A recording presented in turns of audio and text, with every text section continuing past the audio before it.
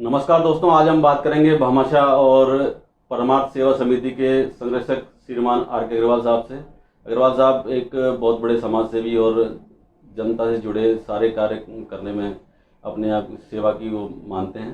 तो आपने जो परमार्थ सेवा समिति का जो आपने कार्य कर रहे हैं वो कब से कर रहे हैं और कब से आपका आगे का इसका हुआ है? 14 जनवरी 2009 से हमने इस परमार्थ समिति का कार्यक्रम प्रारंभ किया है और तब से आज तक अनवरत 2020 तक ये कार्यक्रम चल रहा है। ये 2020 तक चल रहा है। हमारी प्रतिदिन से जो गतिविधियां होती है, सुबह 5:30 बजे से हमारी परमार्थ समिति की गतिविधि प्रारंभ हो जाती है। इसमें हम लोग सुबह एक फ़कीर झाड़ा लगाता है, वहाँ पर चाय और पानी की व्यवस्था करते हैं। वहाँ 200-300 व्यक्ति आते हैं जिनकी चाय पानी की व्यवस्था परमार्थ समिति के सौजन्य से होती है। 7:30 बजे से रामधुनी का परमार्थ द्वारा कार्यक्रम होता है। इसमें धार्मिक कार्यक्रम एक मंदिर पर आयोजित किए जाते हैं। 9:30 बजे हम पीकॉक गार्डन जाकर और पक्षियों की सेवा करते हैं। वहाँ पर एक बोरी मक्का प्रतिदिन हम लोग जाकर और पीकॉक गार्डन में जाकर डालते हैं। सप्ताह में एक बार हम लोग रामनिवास बाग जाते हैं, जहाँ पर कौवे बैठते हैं। उन कौवों को हम लोग पनीर खिलाते हैं और नुक्ती के दाने खिलाते हैं, नमकीन खिलाते हैं, दही खिलाते हैं। सप्ताह में एक बार हम लोग पिंजरापोल गौशाला जाते हैं। वहाँ पर गायों को पिंजरापोल गौशाला में गायों को घास डालते हैं। इसी प्रकार सप्ताह में एक बार हम लोग और आमेर में माउठा में जाकर मछलियों को दाना भी डालते हैं। इस प्रकार की गतिविधियां हमारी रेगुलर चलती रहती है। इसके साथ साथ परमार्थ समिति वर्ष में बड़े कार्यक्रम भी करती है। भागवत कथा, राम कथा का आयोजन प्रतिवर्ष परमार्थ समिति के सौजन्य से होता है और इसी के निमित्त परमार्थ समिति के जो सक्रिय सहयोगी है उनके लिए भी एक कार्यक्रम अखिल भारतीय कवि सम्मेलन का हम लोग आयोजित करते हैं।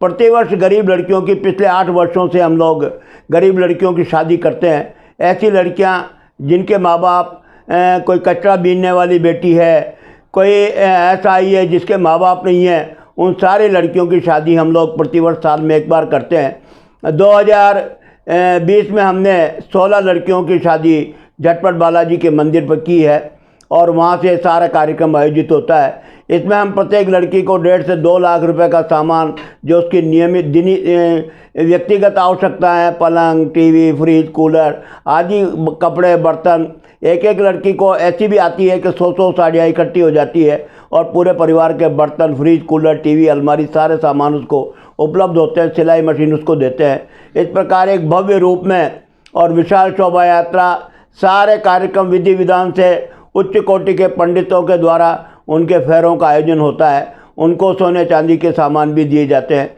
इस प्रकार गरीब लड़कियों की शादियां भी हम लोग प्रतिवर्ष करते हैं। इस क्रम में हम लोग प्रतिवर्ष कुछ बच्चे जो गरीब बस्ती के बच्चे हैं, जो पढ़ने में पैसे की वजह से पढ़ने में सक्षम नहीं है, उनको गोद लेते हैं। उनकी फ़ीस, किताबें, कपड़े और उसकी भी सारी व्यवस्थाएँ करते हैं।